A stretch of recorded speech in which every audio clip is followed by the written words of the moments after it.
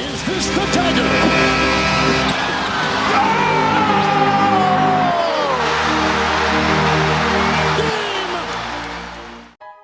G'day guys, JB here, and we are officially through the month of November for the 2023-24 NBA season, which means it's probably about time to start making fair judgments on exactly where the season sits for teams and where it sits with individuals. And as always, it is time for me to begin my MVP race, and of course to the end of November for the 23-24 NBA season. For those of you that have been through an MVP race with me before, you know there's been a couple of different ways that I've done it, and I seem to have really narrowed down on the ability to consistently find an MVP, or certainly an MVP caliber player, with the way I do it. Not always going to get it right, but I do feel this is a pretty testified way. I consistently can keep up with it. This is something that is a daily update for me. This isn't something that I just pluck out at the end of each month and look at things. This is something I update daily. This is also something that is pretty pertinent with my all-star selections, looking at all NBA teams, looking at all rookie teams, things of that nature throughout the year. We'll start off, of course, with the qualifiers for the MVP race. It was 70-game pace in previous years, but now that the league has instituted a minimum requirement of games, then let's roll with the league's minimum requirement of games. Player has to be on a 65-game pace. If you cannot make 65 games, then there's a fair chance you're not going to be in my MVP race. Now, there are limits and restrictions that can be adhered to this season for players that have played so many minutes and things of that nature, but generally you need to be on this 65-game pace, and I don't really wave on that. Leading wins. Really simple stuff. You need to be an impact player. You need to be the reason your team is winning games. Really simple stuff. It's just a basic assessment of value, but it makes a lot of sense. I don't know how you can be an MVP candidate when you're not really leading your team to wins. You might be putting up numbers, but if you're not leading your team to wins, it doesn't have any impact whatsoever. No trade talk. That's pretty key for me as well. Someone like a James Harden, can't really have him just roll out and be a good player on another team after he's demanded a trade. Someone like a Joel Embiid, if the value in you is trading you away, then where is your most valuable trade? Where is your most valuable asset? If it's on the trade block and not on the floor, I'm just saying, to me it doesn't make much sense that the player could be traded and be the MVP. Plenty of players have been looking at trades, and none of them have really ever been going, well, you know what, we'll trade away the MVP of the league in the season. I can see postseason if the player's unhappy or disgruntled or something happens, but not in the season. Doesn't make much sense to me. And of course, key, as always, playoff hopes. Now, it makes a lot of sense when you add all of these up. If they're going to be playing at 65 games, they're going to be leading their team to wins, and they're not going to be traded, then you think they're going to be in the playoff picture. And that's really key for me, that you need to be in that playoff picture and you need to be a contender. Now, All-Star, it changes things a little bit. There are, over history, really bad teams with really good players on that deserve selection. Gilgeous-Alexander, for multiple years for me, probably had that before OKC started making a run. But overall, if you're in contention for the playoffs, then you pretty much are meeting the criteria of the other three as well. So let's get into it. The MVP race for me to the end of November for 2023. I'll start with an honourable mention. Now, if his team was in the playoffs, he'd be a lot further up the list. And that's Steph Curry of the Golden State Warriors. He's played 17 games. He's averaged 33.2 minutes in those games. The Warriors are 9-8 with him in the side, and he has been their best player in 8 out of 9 wins for the team, which I think says a lot. He's a best player in 8 wins in the 9 that he's played in. So I think that speaks a lot of volume. On the season, 29.5 points, 5.1 rebounds, 4.3 assists, 0.8 steals, 0.2 blocks on 3.6 turnovers. Around the 50-40-90 mark, very close on his shooting. 48.1 from the field, 43.1 from deep, 93% from the free throw line. And Steph's still playing at a very elite level. He's not playing at Steph Curry level, but he's still playing at a very elite level. And it's an indictment on the Golden State Warriors that this man still needs to average 30 on 50-40-90 for them to be in playoff contention. let alone be a genuine contender. Now, they've got all the pieces to the puzzle. They're just old. They've got a lot of minutes on the body. They've had a big run. You don't go to 5 straight NBA finals without having minutes on the body. You don't go to 6 NBA finals without minutes on the body. That's something people forget. A lot of these guys in the Warriors have been to 6 finals. They're big runs. That's an extra 120 games. That's an extra season. Steph's still doing a lot of work there. He's got guys that can't score, guys who can't find themselves out of trouble, guys who can't step up, veterans that have joined the team that are becoming injured because, they've got a lot of minutes on the body as well. But an honourable mention to Steph Curry. I think he's having another blinder season. But, again, they're not in playoff contention. Very hard to win the MVP when you're not in the playoffs. It's only happened once. Very tough for me, but a genuine honourable mention to Steph Curry. And who knows, depending on how this thing goes month by month, I still got him as one of the 10 best players in the league. I just can't have him in the MVP race. But a very honourable mention to Steph Curry. Over to number 10, this might really light a fire for a few people, but I've got Paolo Banchero of the Orlando Magic at number 10 in my MVP race to the end of November. He's played 18 games. He's averaged 33.1 minutes in those games. They're 13-5 in the win-loss column of those 18 games, and I think he's been their best player in 6 wins. He's averaged 19.1 points, 6.3 rebounds, 4.3 assists, 1.1 steals, 0.6 blocks on 3.3 turnovers. Proves to be efficient from the field, struggles from the line a little bit. The ultimate trouble, or the ultimate tick in the box for Banchero is that Orlando's winning games. And that's a big, big factor as to why he's currently sitting where he sits in the MVP race. His team's second in the East. Second. Makes for a lot of easy work.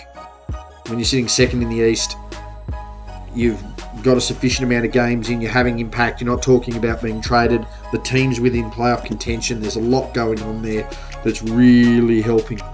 But the other thing that needs to be considered there is that he's not going to be in the race if a guy from beforehand is on a much more winning side. Simple as that. He's having a really nice year. He's continuing to step up. I think we're looking at a guy that's going to be an all-star. We're looking at a guy who's going to be in contention for the All-NBA team. You're looking at a guy who, is he going to break that mould and take that leadership of Orlando? Will that change the outlook of this team? I don't know. But it's something that certainly needs to be considered. Him and Franz Wagner, a really nice young combo if they can stay together. Orlando looking the best they've been since Dwight, and on a run win-wise right now as far as streak of the Shaq and Penny Magic. So we're looking at that third phase of good teams for this Orlando franchise right now. They're young, they're coachable, they're good on offense, they're good defensively. I think Banchero can certainly be the leader of that right now. I have him 10th in the MVP race. Over to number 9, I have probably the best point guard in the NBA right now, and that's Tyrese Halliburton. Halliburton dominating the league right now, having a sensational year.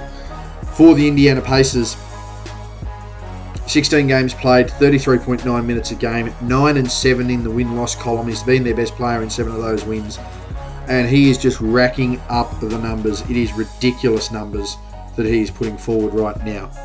At the point guard, 27 points, 3.6 rebounds, 11.8 assists, 1.8 steals, 0.7 blocks, and it's the epic efficiency that all of this offensive production comes from as well. Only 2.5 turnovers a game, 51.9 from the field, 44.7 from deep, 88% from the free throw line. The Pacers are currently, at the end of November, sitting 7th in the East. Halliburton is on a mission. A standout rookie player. A standout in Sacramento. Was very much on the edge of doing this last season prior to injury. Was very much an all-star prior to injury last season. And now it's gone from, can he get back to all-star form, to, is there a better point guard in the NBA right now? Is he an all-NBA first-team selection? The thing that will hurt, and it's the same case I've made for the last couple of weeks, the only thing that hurts Tyrese Haliburton right now, particularly from an All-NBA standpoint, is positionless teams. Because if it was going to be based on the best point guards, or the two best guards, say two best forwards and a centre, and you were going to try and keep the tradition of having someone at the point, here's your All-NBA first-team point guard. You know, we're looking at overall production from a scoring standpoint and a passing standpoint that hasn't been seen since Magic Johnson. And he's not Magic Johnson, let's just point that out. But it's a hell of a feather in the cap. Essentially running a 27-12, less than 3 turnovers a game, 50-40, 88 splits. And he's leading arguably the greatest offense ever as far as efficiency and numbers in the history of the game. Now, can they keep that up is going to be another question, but Haliburton's certainly having an impact right there. There's a reason I've got him number 9 in my MVP race. Just dominant right now, continuing to push through. And I tell you what, if I'm a player that wants to get involved in a game, in a team that's high-octane offense, and a point guard that's going to get me possessions, I probably want to go to the Indiana Pacers. A sensational year right now for Tyrese Haliburton. Coming in at number 8 over in the West for the Phoenix Suns. Very easy selection here. Despite the fact that I don't even think that the team functions with him running like this, it's very hard to deny the impact he's had on this team, and that's Kevin Durant. Played 16 games, averaging 36.8 minutes a game, 9 and 7 in the win-loss column. He's been their best player in 7 of those wins, and he's been beyond efficient. Through the end of November, 31.3 points, 6.9 rebounds, 5.5 assists, 0.8 steals, 1.1 blocks. 4 turnovers isn't ideal, but close to it. But here's a guy shooting 51.8 from the field, 49.3 from deep, and 89.6 from the free throw line. A week or so ago, this is a guy who had 36, 8, and 8 on 60, 60, 100 splits. Here's a man that's just joined the top 10 all-time scoring leaderboard. Here's a man that was tipped to be the all-time leading scorer in league history. Foot injury, Achilles injury, cost him dearly. Kevin Durant, another monster season. I mean, what season are we looking at? Year 17? Unbelievable production at year 17. Off injuries. Man-tool sort of game. Just an absolutely unbelievable season so far. And we haven't seen the best of Phoenix yet, and they are slowly crawling up the ladder. Slowly and steadily. They are 6th in the West, and they are making a hell of a run. There's not much more to say. If Kevin Durant just tightened up his turnovers, he'll be fine. I mean, he's playing with Devin Booker right now, who very well could end up turning into their point guard.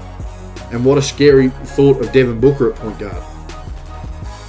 But right now, Durant just running rampant right now. Scary efficiency around at 31, 7, and 6 on 50, 50, 90 splits. Good luck to anyone who's trying to run out there to Phoenix to play defense, particularly if you've got to guard Kevin Durant. Another guy who's just continuing to rack the stat sheet left, right, and centre. Multiple 40.9 rebound, 9 assist nights. Just a genuine triple-double threat.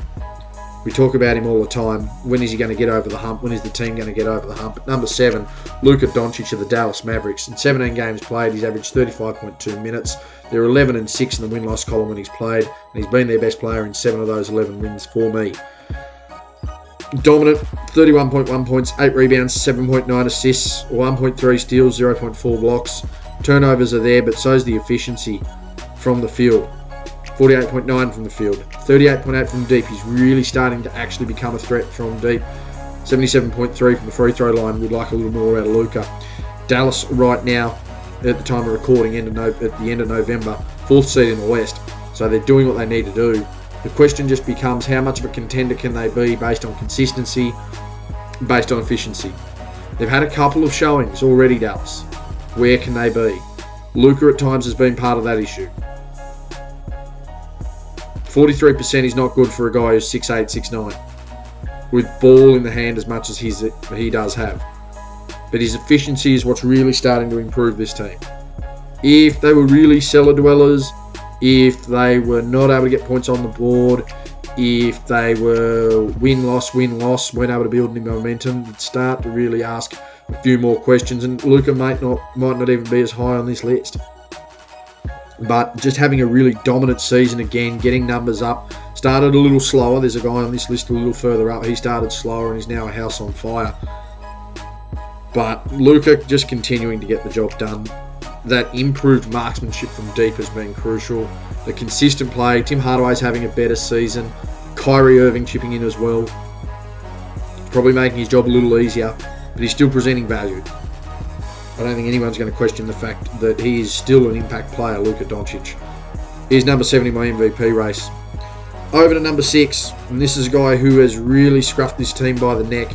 Still having moments where other players are clearly having the impact, but he's not necessarily by the wayside and costing his team wins in those games.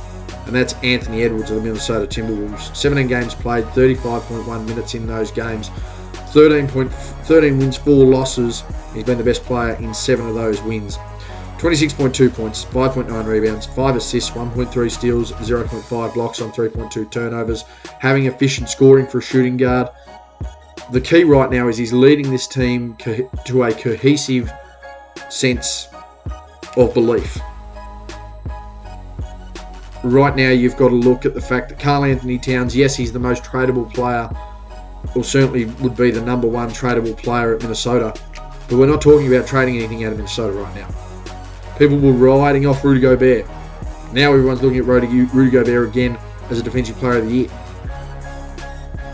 And they know who their sole number 1 player is. He's the guy on screen right now. Remarkable turnaround for a guy who, I don't think many people really had him too high up on the list of where he would go.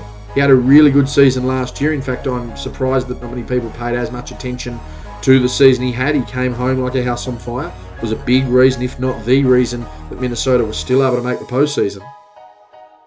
And he's just continuing to take a step right now in his leadership. Called him the Rookie of the Year over LaMelo a couple of years ago. He's continued to prove why he is the best player out of that draft class. All NBA level season once again for Anthony Edwards. It's going to be tight competition at the guard spots, if in fact there's going to be guard spots in the All-NBA team, but he's having an All-NBA season. He's number 6 in my MVP race, and I think if there are a couple of those tight games they're able to get over the hump, you see him a little bit further up as well. Genuine breakout year last year, solidifying his position in the league this year. Massive props to Anthony Edwards, number 6 in my MVP race at the end of November. So we move over to number 5, and we move to the number 1 team in the East. Of course, we just talked about the leader of the number 1 team in the West. The number 1 team in the East is the Boston Celtics, and their best player is Jason Tatum. Through 18 games played, he's averaged 37 minutes a game, 14-4 in the win-loss column, 7 of those wins in his favour. 27.7 points, 8.8 rebounds, 4.1 assists, 1.1 steals, 0.3 blocks. The efficiency, well, it's waning a little bit, but there's getting more production and they're having more success as a team with that risk, riskier, that more self-assessed risk, I should say, for Boston. 49.4 from the field, 36.1 from deep, over 80 from the free throw line. Jason Tatum, he's just consistently the best player for Boston. Consistently the best player for Boston. I do wonder whether he is a viable championship number 1. I think he's a viable number 1, but is he a viable championship number 1? I don't know. But Boston have certainly built a team around him right now that do give him the opportunity to be a viable championship number 1. I don't know whether that would have been the case if they had just recruited Drew Holiday. I don't know if that would have been the case if they had just recruited Kristaps Porzingis. I don't know how the team looks if Jaylen Brown doesn't sign that big contract. I don't know how they look if Derek White wasn't playing well or Al Horford was quite happy to come off the bench. But Tatum's just consistent. And we're not seeing games of 25, 30 points and then 15 points anymore. Had a shocking 2021 NBA Finals. We spoke about it. Everyone spoke about it. 22 Finals. Had a shocking 22 Finals. He bounced back last year and then again faded at the very last stop there in the postseason. So now or never for Jason Tatum. He really needs to start stepping up. He really needs to get them over the hump. Right now, with the way Boston are playing, it's very hard to not see them making the NBA Finals. Two guys that I'm going to mention in succession after this man will be the only reason that it wouldn't happen. But he's one of the three best teams in the leader of one of the three best teams in the East. He's clearly their best player. He's still producing. He's leading wins. They're not going to trade him. Can make a very good case that he is still the best small forward in the NBA. And I've got him at number 5. In my MVP race to the end of November, Jason Tatum. And this one's probably going to shock a few people because he's had to come out of the blocks really quickly after a slow start at number 4, and that's Giannis Antetokounmpo of the Milwaukee Bucks. Very good off-season for Milwaukee. And I have no doubt that that particular acquisition of Damian Lillard has made things a lot easier for him. I think the fact that we're getting some production now out of Brook Lopez, I think the fact that we're getting some more effort out of Chris Middleton is working as well. But there's no doubt about it. The engine that makes that car tick is Giannis Antetokounmpo, and he's continuing to have another good season. The offensive pressure being off him has made his game more efficient offensively, which is scary. He's gone back to being that all-level, that all-NBA perennial defensive player of the year candidate. Yep, still needs to work on the jumper. Yep, needs to be consistent at the foul line. Turns the ball over a lot with a high possession. But through 18 games, he's averaged 34.2 minutes. They're 12-6 win and loss. He's been their best player in 8 of those 12 that he's at least been a part of. He's averaged 29.8 points, 10.9 rebounds, 4.7 assists, 1.3 steals, 1.4 blocks on 4.1 turnovers, 60.1% from the field. That is the big kicker out of all of it, along with the defense, is that there's just a level of efficiency and consistency that's keeping him right up there and keeping the Bucks right up there. They did exactly what they needed to do to keep him happy, and they brought in one of the best clutch performers and scorers the league's seen for the last decade, or certainly for the length of his career in Damian Lillard. Started slow, Giannis, really slow. I actually thought the Bucks were starting a real downturn. I thought, my goodness, this is not what they need. They're going to be a middle-of-the-pack team at best. And now all of a sudden, they're trying to make a run as towards the number 1 seed in the East. And it's certainly been off the fact that Giannis is just going to continue to dominate the game. He doesn't need to change the way he plays, but he does know he's got a more reliable offensive option with him in Damian Lillard. And yeah, that's certainly helped his case. I don't think anyone's going to deny that. But he still has to play like Giannis to get that execution, and that's exactly what he's doing. That's why I've got him at number 4. Now, bronze on the podium for the Philadelphia 76ers at number 3, having a career year, Joel Embiid. In 16 games played, he's averaged 34.5 minutes, if I can get my language correct. 12 and 4 in the win-loss column in those games. And I think he's been the best player in 11 of those 12 wins. He's averaged 32 points, 11.3 rebounds, and most importantly, 6.6 assists. He's realised now there's a guy in the West who puts up epically efficient offensive production and distributes the ball.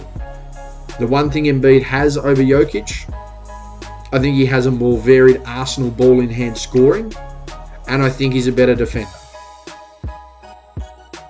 Now, if he's able to activate that a little bit more, he's going to keep the passing up because, you know, there's Tyrese Maxey, and he's able to be efficient from the field. Good luck to anyone in the East trying to stop Joel Embiid, because he will make another MVP run. Now, do I think there's been a level of catering to Joel Embiid to try and get up his fortitude and standing in the game as far as back-to-back scoring title? All of a sudden he wins the MVP. We will even change the rules because how do we have a back-to-back scoring champion at centre not make All-NBA first team? Well, we'll adjust the rules to get it. I think there's been some catering and pandering to him. There's no doubt about it. But there's one thing Embiid has actually realised right now. It doesn't matter the narrative. It doesn't matter the story. It doesn't matter how hard you push. If you fall at that final hurdle, it means nothing. And that's exactly what happened in the second round last year. And I dare say that Embiid is not wanting that to happen again. And there are obviously 3 key factors for Philadelphia right now. Number 1, Nick Nurse. Nick Nurse is proving to be a good coach again. And he has Philadelphia playing a game style that is very, very much helping Joel Embiid. Number 2, there's no James Harden. There's no distractions. There's no me for a guy who is clearly, or was clearly last year, their best player and doesn't have to deal with that anymore. And number 3, the emergence of Tyrese Maxey as a perennial all-star candidate. So you couple him with one of the best wings in the league as an all-star candidate. You get rid of the cancer of the locker room, another guy who fell short constantly, and you add in a good coach.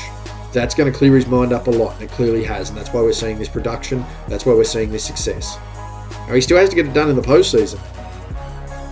Otherwise, the trade talks again come up with Joel Embiid as far as, is he going to New York? Is he going to Miami? But if they keep that away from themselves, if he can keep that away from himself, then sky's the limit. You could see another repeat MVP performance. If Philadelphia are going to perform and he's going to be their best player and he's going to get it done at both ends, goodness gracious, I'd have no issues with him winning an MVP. But if it becomes a pandering, if it becomes down to catering to his needs, if it comes down to a lack of production, yeah, you're one of the 3 best players in the league. Problem is, you're no higher than 3. So Joel Embiid is 3rd in my MVP race, and his arch nemesis in the West, the reigning Finals MVP, is number 2, Nikola Jokic of the Denver Nuggets. 18 games played, over 33 minutes. They're 12-6 in the win-loss column. I've got him best for 11. They are having another big year, Denver. Continuing to push on, continuing to try and get things done. Of course, we've had the 3rd seed in the East. We've had the 4th seed in the East. We've got the 2nd seed right now in the West in Jokic. And he's just continuing to do stupid offensive things again. 29 points, 13.2 rebounds, 9.2 assists, 1.2 steals, 0.7 blocks. His efficient ball in hand. His 3-point shooting is probably the thing that needs to lift as much of his defensive effort. But he's so overwhelming offensively, it's not funny. There's not much more to say about a guy who is so unique to his generation, to his era, to the history of the game. He's going to continue to sit as a perennial MVP candidate. He probably wins one last year if the media didn't get so annoyed that other players didn't have 3, so therefore we must deny a player from winning 3. I didn't think he was the MVP of the regular season last year, but I don't have an argument to say that he shouldn't have been by the time the season wrapped up and the most important prize in the game was in his hands. Jokic is just... And the big thing is, Denver are still winning games. And winning good games, and they've only really got a starting 5. And the conversation has also swung a little bit. There's obviously the chat of, geez, well, they won games without Jokic. DeAndre Jordan looked great in that system. Is he a system player? You know what? Tim Duncan was somewhat a system player. Do you know why they're system players? Because they are the system. The team is run around them. I think that alone speaks to the value of these individuals. Jokic continuing to be an offensive freak, continuing to drag Denver kicking and screaming when they haven't had Jamal Murray, when it's only been him trying to get it done. No shot at Aaron Gordon, no shot at Michael Porter Jr., Christian Brown, players of that ilk. But you really do have to just consider how dominant Jokic has been, how important Jokic has been and will continue to be. That's a big reason why I've got him at number 2. And over at number 1, just let that sit for a little bit, because I'm sure it lights a fire under a lot of people, because a lot of people aren't going to like it because they're narrative based. But I think the MVP of the league through November is Shai Gilgeous-Alexander of the Oklahoma City Thunder. 17 games played, 34.3 minutes a game. Through those 17 games, they're 12-5 in the win-loss department. And outside of Steph Curry, who unfortunately doesn't have that honour anymore, he's the only guy to be the best player in every single win his team has had this season. and it's not an exaggeration. This man is dominating the game on the perimeter. As a shooting guard, the likes we haven't seen since Dwayne Wade on both ends of the floor. But he's a better jump shooter, and he's more efficient. Shai right now, 30.6 points, 5.9 rebounds, 6.1 assists, 2.3 steals, 0.9 blocks on 2.2 turnovers. 54.1 from the field. That's Jordan level efficiency. I know it's a different era, but we're talking Jordan type numbers with Jordan level efficiency. 94.5 from the stripe, 35% from deep. I know he's got a Rookie of the Year candidate. I know he's got all defensive players. There's also the issue going on now with Josh Giddey. But Oklahoma City are so far ahead now, they can't just sit there and weigh on their draft stocks. That's a given. This is what we've been waiting for them to do, and now they're starting to do it, and this is the guy to lead them to do it. And Shai's been threatening to do this for a long time. 2019, he's arguably the best player for the Clippers in their elimination playoff series against the Warriors. 2020, he's arguably the best player for the Thunder in their bubble. And he learns a bit off Chris Paul. 2021 and 2022, they're not winning many games, but he's responsible for all their wins. I had him better than a lot of second options in the league. A lot of second options in the league. I had him better than a lot of first options in the league. Took a huge step last year. Massive step last year. And now he comes out and continues to dominate the game. To look at Shai casually have 35 and 6 with 3 steals a game now, shooting 50, 40, 90 is numbing. People don't care. And that is the mark of a guy who has reached another level. And that's exactly what Shai Gilgeous-Alexander has done right now. That is why I have him as the best player in the league this season. OKC are top 3 in the West, and he's putting up Jordan level of efficiency as a shooting guard. Having production we haven't seen since D Wade 15 years ago. He's the only person responsible for all of his team's wins in double digits. Not Jokic, not Embiid, not Giannis. Shai Gilgeous-Alexander. Should play 65 games. Definitely leading his team to wins. At no point are you going to trade him. They're in playoff contention. To me, the MVP to the end of November for the 2023-24 NBA season is Shai Gilgeous-Alexander of the Oklahoma City Thunder, and he may widen the gap yet. That's my MVP race, guys. Thanks for tuning in. I'm out.